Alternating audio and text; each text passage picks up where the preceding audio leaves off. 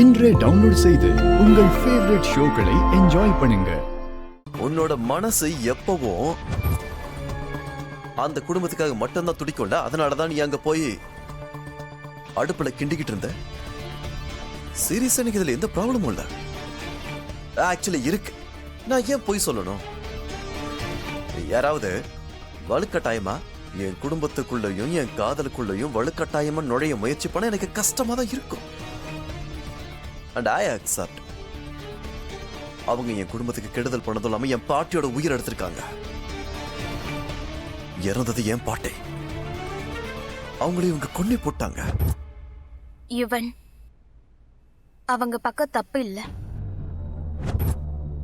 உங்க பாட்டிய அவங்க கொலை பண்ணல. ராதிகா, உன்னோட இந்த பிரம்ம இருக்குல்ல,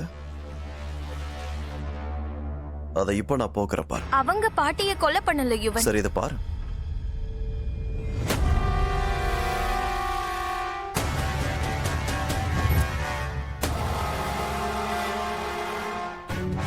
அதோ தெரியற அளவும் குஷி.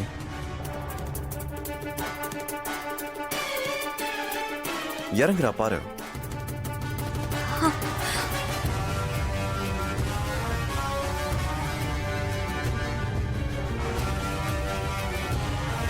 கொலை பண்ணிட்டு எப்படி போறா பாரு. இந்த ஃபுட்டேஜ் உங்ககிட்ட எப்படி வந்துச்சு? நீ ஏன் இவ்வளவு அதிர்ச்சி ஆகுற? ஏன் இந்த ஃபுட்டேஜ் நீ முன்னாடியே பாத்துட்டியா?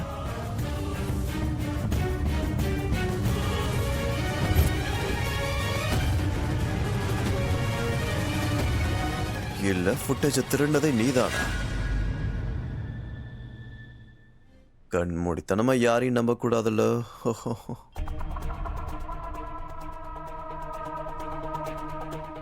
ஒரு விஷயம் தெரியுமா? எல்லா ஃபுட்டேஜுக்கும் 2 காப்பீஸ் இருக்கும். அதை மறந்துட்டியே. ஒன்னு ஹார்ட் டிரைவ்ல இருக்கும், இன்னொன்னு கிளவுட் டிரைவ்ல இருக்கும். நீ வந்து போய் ஹார்ட் டிரைவை திருடிட்டு, ஆனா கிளவுட் டிரைவ்.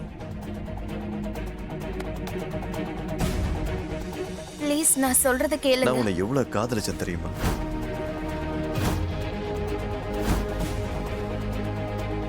உன் மேல உயிரியே வச்சேன். பைத்தியக்காரத்தனமா காதலிச்ச, அளவு கடந்த நம்பிக்கை வச்சேன். ஆனா என் மனசை உடச்சிட்டே ராதிக்க.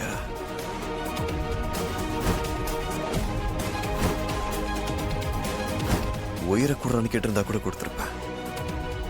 ஆனா என் இத்தனை வருஷ காதல தூக்கி எரிஞ்சிட்டு என் எதிரிக்கு துணையா போய் நின்னுகிட்டு இருக்கீங்க. ஏன் ராதிகா? இவன் நீங்க நினைக்கிற மாதிரிலாம் எதுவும் இல்ல. நினைக்கிற யோசிக்கிற எல்லா டைமும் ஓவர். இனி ஸ்ட்ரைட்டா அரெஸ்ட் தான். என்ன? குஷி அரெஸ்ட் ஆகணும்ல. மர்டர் பண்ணிருக்காளே.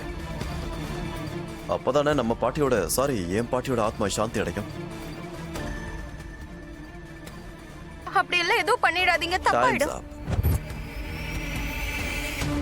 பாதிக்கப்பட்டது நான் தான்.